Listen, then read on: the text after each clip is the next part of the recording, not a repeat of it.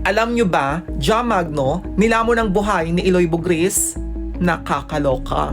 Uminit ang diskusyon sa social media matapos maglabas ng matitinding pahayag si Jam Magno laban kay Vice President Sara Duterte. Agad namang tumugon si Eloy Bugris sa mga pahayag ni Jam Magno. Sa kanyang post, hinamon niya ito ng isang debate at naglabas ng matitinding pahayag laban dito. May mga personal na akusasyon din siyang binanggit. Kabilang ang aligasyong nagpapanggap lang umano si Jam Magno sa kanyang estado sa buhay. Question din ni Eloy Bugris ang kanyang pagiging political analyst at tinira ang kanyang physical na anyo.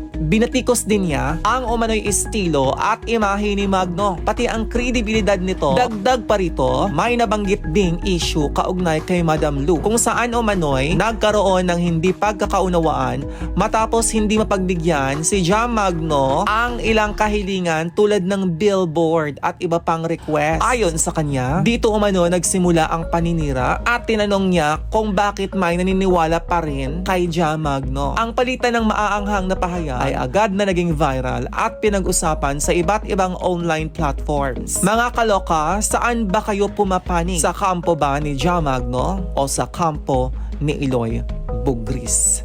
Kung hindi ka pa naka-follow, mag-follow na for more kaloka updates.